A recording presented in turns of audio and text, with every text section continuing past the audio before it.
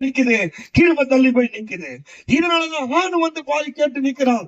என்ன பண்ணுது? கிருபை தள்ளி போய் நிக்குது. எப்ப விக்காம இருக்கிறாங்களோ அது வரைக்கும் இந்த ஆலயத்தை யாராலையும் அசைக்க முடியாது, சாத்தா வர முடியாது. ஏன்னா இந்த ஆலயத்தை சுத்தி யார் சூழ்ந்து கொண்டிருக்கிறது? தேவன் சூழ்ந்து கொண்டிருக்கு. எத்தனை பேருக்கு இது புரியுது? நான் ஆலயம் முதல் தேவன் பர்வதமா இருக்கிறாரு. அந்த பர்வதத்தின் சுபாவம் அன்பு, வல்லமை, மகிமை ஒரு கிறிஸ்தவனுக்கு தேவை. இதை யார் நாடுறாங்களோ அவங்கதான் விசேஷமா தெரியணும். நான் இந்த வசனத்தை தியானிக்கும் பொழுது, இதோடைய விளக்கங்களை தியானிக்கும் பொழுது, இந்த தியானத்தை பார்க்கும்போது எனக்குள்ள ஒரு ஆசை அதிகரித்தது. என்னுடைய ஆவியில் அனல் மூட்டி எழும்பினேன். அததான் உங்க மத்தியில பிரசங்கிக்கிறேன். ஆண்டவரே, அந்த அன்பு எனக்கு கொடுங்க, அந்த வல்லமை எனக்கு கொடுங்க, அந்த மகிமையில என்னை நிறுத்துங்க. எங்க கிறிஸ்துவாகிய பர்வதத்தை பார்க்கும் பொழுது கிருபை சொன்ன ஆண்டவரே, என்னால உண்மை உள்ளவன்னு சொல்ல முடியாது. ஆனா என் ஜனங்கள் மத்தியில என்னை உண்மையா காட்டுவது உன் கிருபை, உன் கிருபை. ஏன்னா என் ரகசிய பாவமோ, என்னுடைய தனிப்பட்ட பாவமோ, என்னோட தனிப்பட்ட கோபமோ, என்னோட தனிப்பட்ட ஏமாத்துதலோ ஏதோலையும் நான் சிக்காதபடிக்கு இந்நாள் வரைக்கும் நான் நிக்கிறேன்னா அது உங்க கிருபை. ஏன்னா நான் தெரியாம எதையாவது செய்துட்டு அது தெரியலன்னு உங்ககிட்ட நான் சொல்லும் போது உன் ரத்தத்தினால மன்னிச்சு உன் கிருபையினால என்னை மூடுறியே, அதனாலதான்மா நான் நிக்கிறேன். அல்லேலூயா. அப்ப இந்த கிருபை எனக்கு இன்னும் கேட்டேன், இப்பவும் அதான் கேட்கிறேன், அந்த கிருபை எனக்கு இன்னும் வேணும்பா. அல்லேலூயா. அப்ப என்ன சொல்லப்படுது? ஆலயத்தை சுத்தி என்ன இருக்குது? கிருபை. அடுத்தது என்ன சொல்லப்படுதுன்னா, அருமையா சொல்லப்படுது, இயேசு கிட்ட வந்துட்ட போது இயேசு பர்வதமா இருந்து கிருபை. அடுத்தது இரக்கம். ஆலயத்தை சுத்தி என்ன இருக்குது? ஆலயத்தை சுத்தி என்ன இருக்குது? இரக்கம் இருக்கு. நம்ம ஒவ்வொரு தடையும் அந்த ஆலயத்துல துணிகரமான பாவம் வரும் பொழுதெல்லாம் அந்த இரக்கத்தை நிமித்தம் இடித்து போடாம இருக்கிறார். எத்தனை பேருக்கு அது புரியுது? இரக்கத்தை நிமித்தம் இந்த ஆலயத்தை கிருபையினால சூழ்ந்து கொள்வதும் இல்லாம இரக்கத்தை நிமித்தம் உன்னையும் என்னையும் இடிக்காம வச்சிருக்கிறார். ஆனா கடைசிக்கு அப்படியே விடுவாருன்னா, ஒரு நாள் நாம துணிகரமா பாவம் செய்து கொண்டே இருக்கும் பொழுது இந்த ஆலயத்தை கர்த்தர் இடிப்பார். ஏன்னா கர்த்தர் சொன்னாரு, இந்த ஆலயத்தை இடிச்சு தள்ளுங்க, 3வது நாள் நான் திரும்ப என்ன பண்ணுவேன்? ஏற்புவேன். அப்ப 3 நாள் இடிஞ்சு கிடந்தாலும் இடிஞ்சதுதான். ஆனா 3 நிமிஷம் கூட உன்னை இடிய விடாதபடிக்கு இந்நாள் வரைக்கும் யாருதான் காத்துக்கிட்டு? சொல்லுங்க, யாருதான் காத்துக்கிட்டு? தேவனுடைய இரக்கம் காத்து கொண்டிருக்கு. இப்ப இந்த இரக்கத்தை நம்ம 2 ரீதியா எடுத்துக்கணும். ஆலயம் நான் தான், ஆனா என்னை இடிக்காதபடிக்கு தேவனுடைய இரக்கம் இருக்கு. அப்ப ஆலயம் நான் தான், ஆலயத்தை சுத்தி அநேக பர்வதங்கள் இருக்கு. அப்ப என்னை சுத்தி இரக்கம் எனக்குள்ள இருக்கணும். யார் மேல? அவர் இரக்கமா என்ன வைத்திருக்கிறதை போல இயேசுவின் பர்வதமாகிய இரக்கம் எனக்குள்ளவும் இருக்கணும். நான் மத்தவங்க மேல என்ன பண்ணணும்? இரக்கம். எத்தனை பேர் மத்தவங்க மேல இரக்கம் பாராட்டுறவங்க இருக்கிறோம்? சொல்லுங்க, நீங்க உங்களுக்கு எத்தனை பேருக்கு இரக்கம் இருக்குது? இரக்கம் எனக்கு இருக்குதுன்னு சொல்றவங்க மட்டும் கை தூக்குங்க. அப்புறமா நான் என்ன சுபாவம் சொல்றேன்.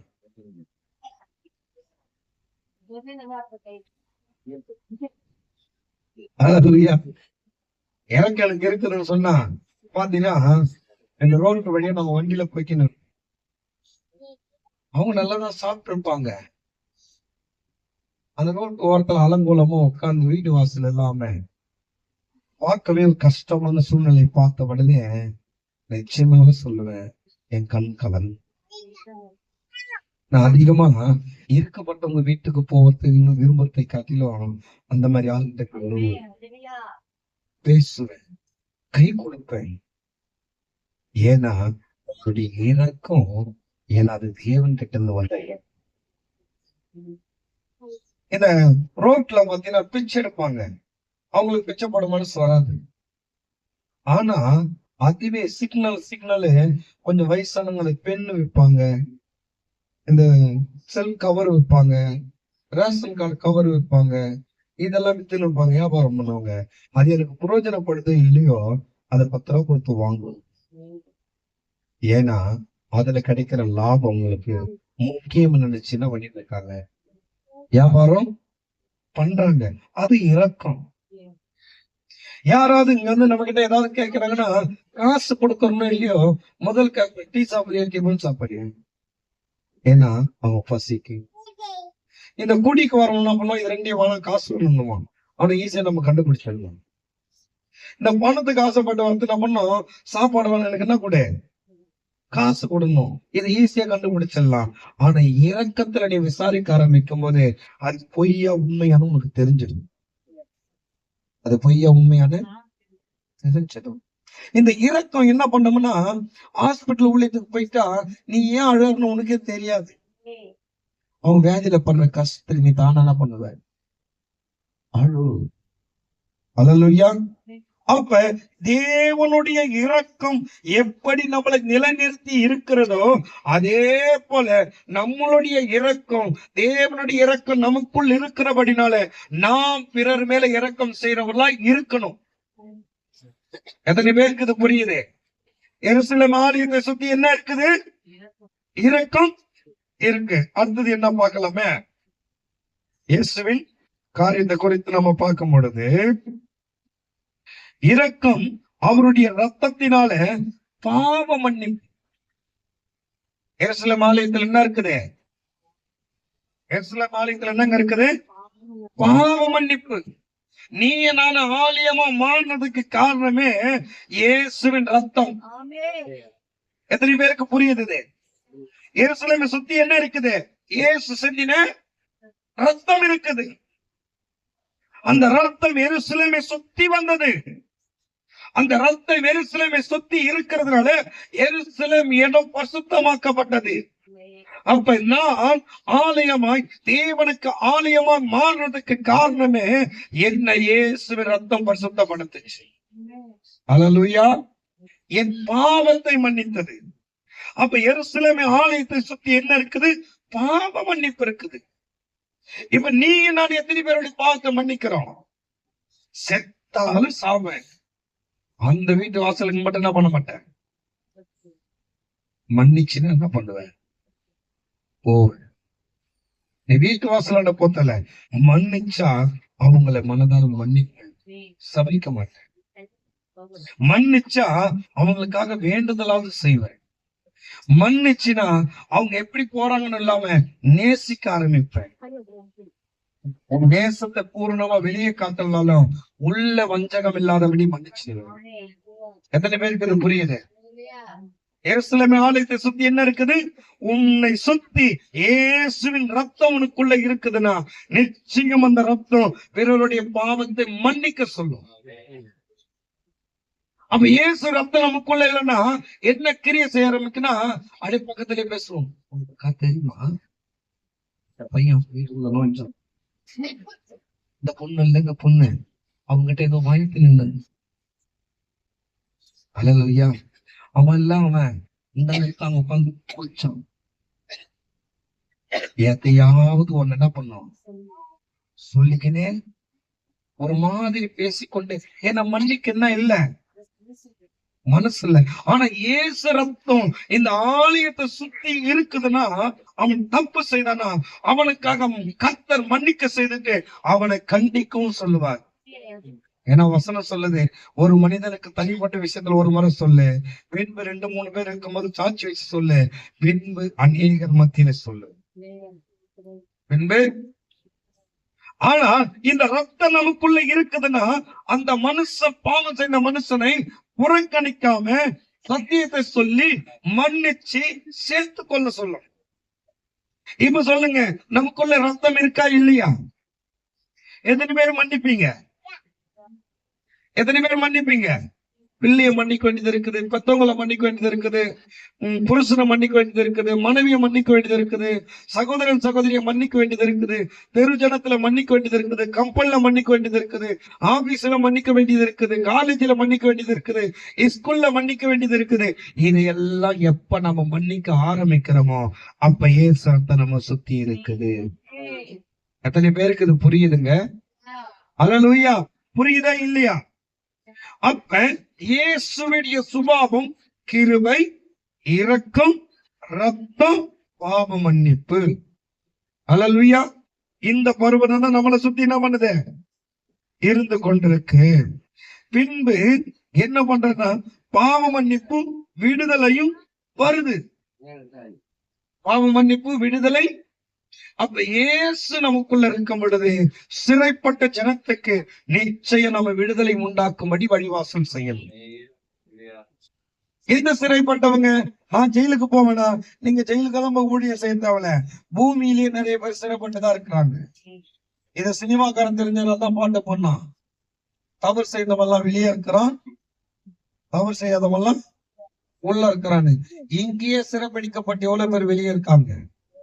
பாவ சிறை, பொல்லாப்பு சிறை, பொய்யின் சிறை, திருட்டு சிறை, கொலை சிறை, இதுல சிக்கொண்டவங்க எவ்வளோ பேரு இன்னமும் உள்ளேதான் இருக்காங்க, பூமியில தான் சுத்தி இருக்கிறாங்க. அவங்க எல்லாம் விடுதலை அடையும்படிக்கு இயேசு பர்வதம் உன்னை சுத்தி இருக்குதுன்னா பிறரை விடுதலை உண்டாக்கும்படி நீ சுவிசேஷம் சொல்லியே ஆக வேண்டும். அல்லேலூயா.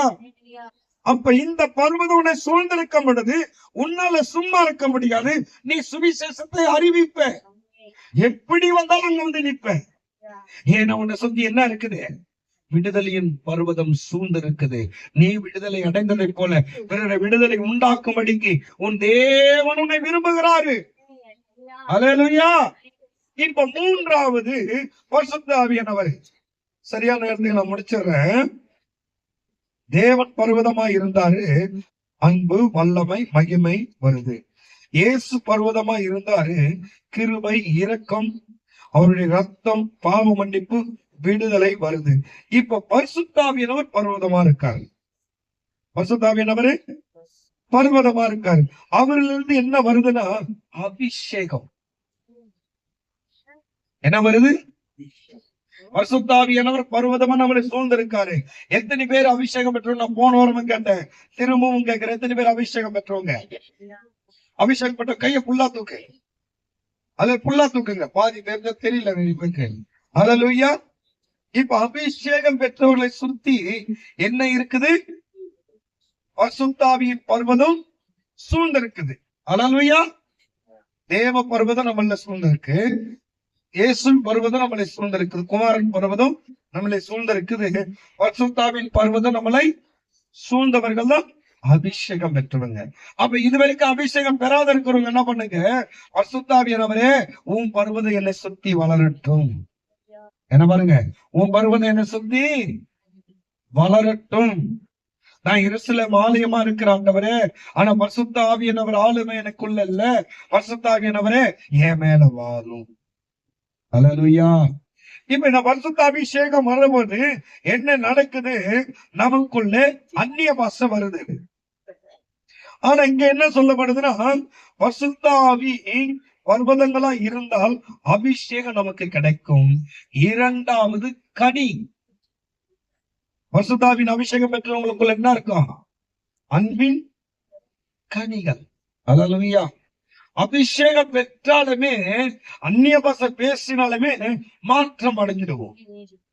இதுக்கு ஒரு ஆட்சி சர்ச்சை ஃபாதர் வியாக்கியானம் கொடுத்தாரு. உண்மையில எனக்கு ரொம்ப ஆசையா இருந்தது. இந்த வருஷத்துல இந்த ஆர்ச்சி சர்ச் ஃபாதர் எல்லாம் நிறைய மாறிட்டாங்க.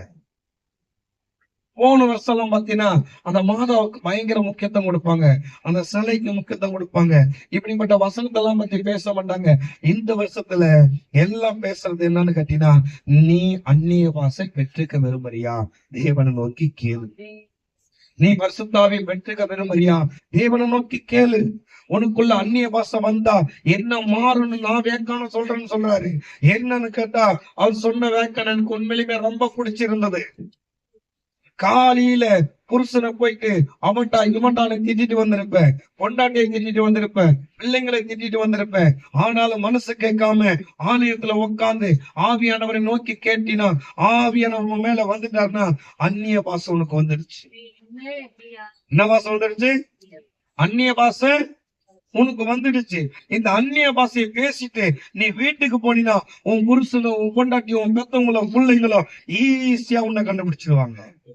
என்னன்னு கேட்டீங்கன்னா, அந்நிய பேசின வாயி வீட்டுக்கு போய் எதை பேசாது. காலையில புள்ளைய திட்டுச்சு பாரு, அந்த மாதிரி திட்டாது. ஏன்னா பரிசுத்தாவி உனக்குள் வந்தா உனக்குள்ளே மாற்றம் வரும். என்ன வரும்? நான் ஏற்கனவே இதை நான் சொல்லியிருக்கேன், திரும்பவும் சொல்றேன்னு. எனக்கு உப்பாலத்து வாசியில ஒரு சினிமா படத்தை பார்த்துட்டு வந்து கதை கேட்கறவனுக்கு என்ன பண்ணுவேன், 100 வாட்டி 200 வாட்டி அவங்க அம்மாவை என்ன பண்ணிடுவேன்.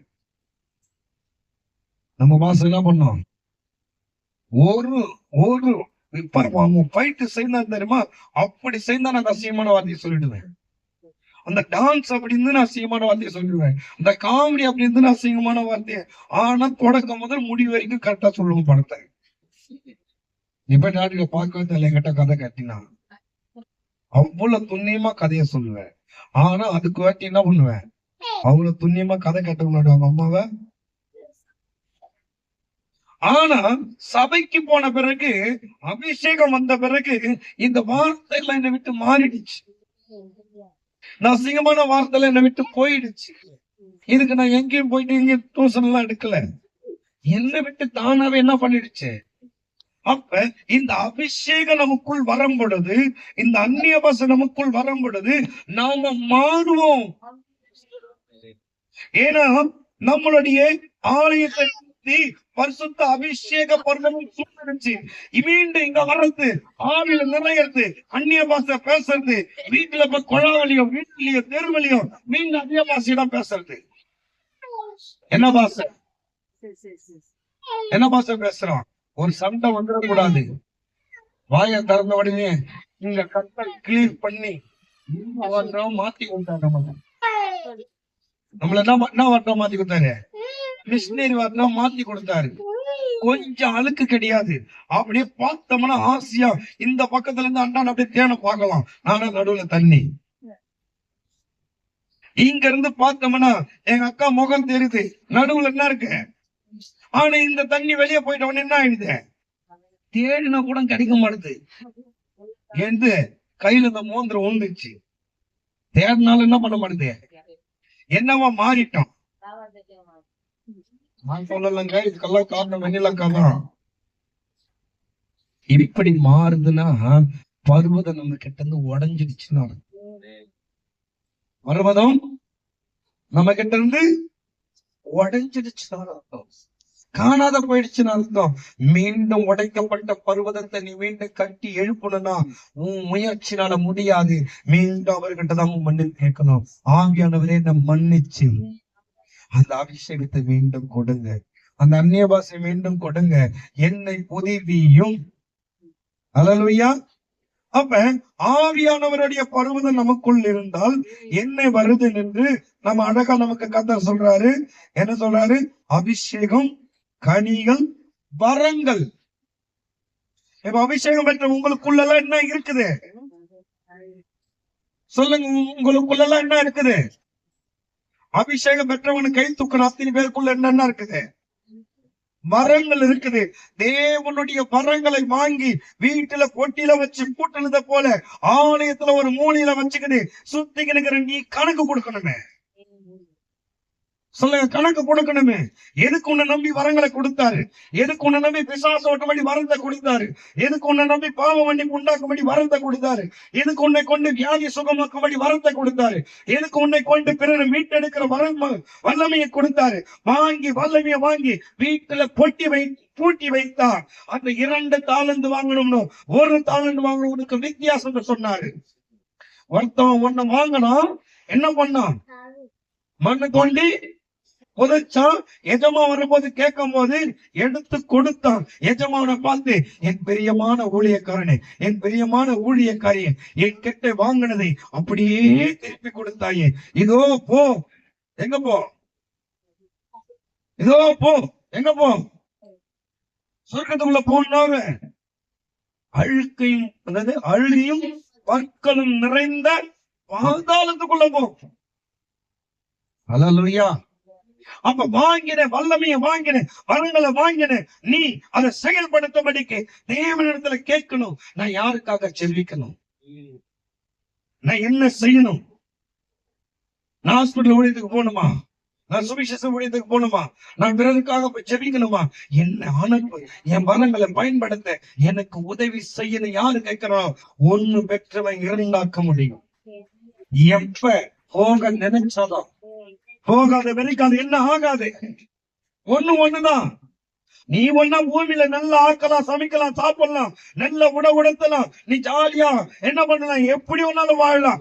ஆனாலும் கொடுத்த பர்வதமாகிய பரிசுத்தாவியானவர் உங்ககிட்ட கேள்வி கேட்கும் போது வல்லமையும் மரங்களை வீணாக்கி கொதிச்சு வச்சுன்னு சொல்லுவேன். அப்படி நம்ம இருக்கக்கூடாது. என்ன செய்யணும்? இவன் சொல்லுங்க, அபிஷேகம் என்ற உங்களுக்குள்ள என்ன இருக்குது? சொல்லுங்க, என்ன இருக்குது? இது கண்ணுக்கு தெரியாது. நீ செயல்படுத்த ஆரம்பிச்சு பாரு, செயல்படும். இது செயல்படும் போது இன்னொன்னு உனக்கு கொடுப்பாரு. செயல்படுத்தாத போது அதையும் எடுப்பாரு. எத்தனை பேர்கிட்ட எடுக்கணும்னு விரும்புறீங்க? எத்தனை பேர்கிட்ட எடுக்கணும்னு விரும்புறீங்க? எதுக்கு கர்த்தர் விரும்பல? உனக்கு இன்னொன்னு கொடுக்க விரும்புறார். ஆவியின் கனியின் வரங்கள் 9 வித வரத்தையும் நீ விரும்பி செயல்படுத்த ஆரம்பிச்சா உன் கர்த்தர் உனக்கு கொடுப்பார். அல்லேலூயா. பாஸ்டர், நீ என்ன பண்ணி இருக்கிற அப்படி கேட்டீங்கன்னா, உங்கள் வரங்கள் எல்லாம் செயல்பட ஆரம்பிக்கும் போது அதை சீர்படுத்துற வேலைதான் எனக்கு. எது? சொர்க்கத்துக்குள்ள போய் பசியும் பட்டினுமா போய் உயிரை பணம் வச்சு என்ன பண்ணுவான்? தங்கத்தை வேண்டி கொண்டு வருவான். அவனுக்கு எவ்வளவுடா சம்பளம்னு கேட்டினா கம்மியா இருக்கும். ஆனா உட்காந்து கிளீன் பண்ணி பார்ப்பாரு, பிரிப்பா இருப்பாரு, பிரிச்சு தனியா தங்கன்னு காமிப்பா இருப்பாரு. அவருக்கு எவ்வளவு தங்கன்னு கேட்டா நிறைய இருக்கும் பைசா. நான் அந்த மாதிரி. நான் யாரு? தங்கத்தையும் இரும்பையும் பித்தளையும் செம்பையும் அழுக்கையும் எல்லாத்தையும் தனித்தனியா பிரிச்சு கோல்ட காமிக்க வேண்டிய வேலையில என்ன வச்சிட்டாரு. நீங்களும் என்ன பண்ணுவீங்க? தங்கத்தை வெட்டி எடுக்கும் பொழுதே உண்மை உள்ளவரா? அதை வெட்டி எடுக்கும் போது இதுவே தங்கம், இது செம்புன்னு பாக்குற தன்மையை கர்த்தர் ஒவ்வொருத்தவங்களுக்கும் தருவாரு. அதுல நீங்க தேடிட்டா இங்க வந்துடலாம். இந்த வேலைக்கு உங்களுக்கு எத்தனை ஒரு இடத்துல ஆபீஸ் போட்டு கொடுப்பாரு. இது எனக்கு போட்டு கொடுத்த ஆபீஸ். இந்த ஆபீஸ்ல நான் தான் என்னது. நீங்க அதே மாதிரி தேடினா உங்களுக்கு ஒரு இடத்துல ஆபீஸ் கொடுப்பாரு. ஆபீஸ் போறதுக்கு நிறைய இடம் இருக்குது. எத்தனை பேருக்கு ஆசை? ஆனா எதையும் செய்ய மாட்டேன் அப்படின்னா கட்டாயம் கர்த்தர் வரும்போது கேள்விக்கு பதில் சொல்லி ஆகும். உன்னை பார்த்து சொல்லுவாரு, அழுகையும் பற்களும் நிறைந்த பாதாளத்துக்கு போ. அபிஷேகமே பெறாம இருந்தால், அபிஷேகம் பெற்று செயல்படுத்தாத உனக்கு அழுகையும் பற்களும் நிறைந்த இடம்னா பெறாம இருக்கிற உனக்கு எந்த இடம் கொடுப்பாரு? அல்லேலூயா. எனக்கு சில யோசிக்கிறாங்க, நல்ல வேலை நான் அபிஷேகமே தரல, நல்ல வேலை நான் அபிஷேகமே தரல. பெற்று விட்டவங்களுக்கே அந்த நிலம் பண்ணும் போது பெறாம போன உனக்கு எந்த நிலைமை? அதையும் கொஞ்சம் என்ன பண்ணீங்க? யோசனை பண்ணி அந்த அபிஷேகத்தை பெற்று நீ பயன்படுத்த ஆரம்பிச்சு பாரு. அந்த அபிஷேகம் பயன்படுற காலம் வரும் பொழுது நீ பின்காலம் வரைக்கும் அது உன்னை உயர்த்தும்.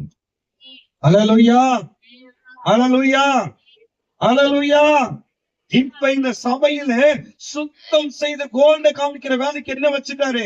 இப்ப கோல்டு வெட்டி எடுக்கிற வேலை யாருக்கிட்ட இருக்குது? யார் போறீங்க? அல்லேலூயா. சரி, என்ன இருக்கு பாப்போமே.